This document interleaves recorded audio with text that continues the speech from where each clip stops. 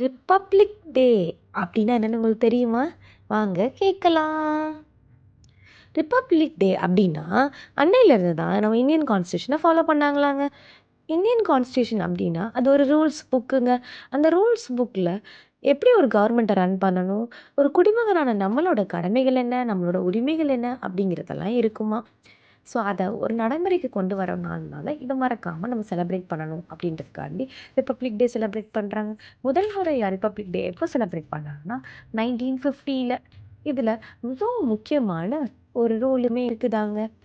ஒவ்வொரு குடிமகனுக்கான உரிமை இருக்குதா, அவங்களே ஓட் பண்ணி தன்னுடைய தலைவரை தேர்ந்தெடுக்கணும் அப்படிங்கிறது. இதுதான் அரசியலமைப்பு. என்னங்க யோசிக்கிறீங்க? என்ன இவ கான்ஸ்டியூஷனை ஃபாலோ பண்ணனால ரிப்பப்ளிக் டேன்னு சொல்கிறா அப்படிங்கிறது தானே உங்க யோசனை? ரிப்பப்ளிக் டே அப்படிங்கிற பேர் வந்ததுக்குரிய காரணம் என்னென்னா, ரீபப்ளிக், இந்தியாவோட இண்டிபெண்டன்ஸ்க்கு அப்புறம் பப்ளிக்கான நமக்கான தலைவரை நம்மளே தேர்ந்தெடுக்கக்கூடிய கவர்மெண்ட் அந்த சிஸ்டம் ஃபாலோ பண்ண ஆரம்பிச்ச நாள்னால ரிப்பப்ளிக் டே அப்படின்னு சொல்கிறோம். அதே தாங்க தமிழ்லேயும் குடியரசு தினம் அப்படின்னு சொல்கிறோம். குடியரசு தினம் அப்படின்னா குடிமக்களான நம்ம தேர்ந்தெடுக்கப்பட்ட அரசு, அதான் குடியரசு தினம் அப்படின்னு கொண்டாடுறோம்.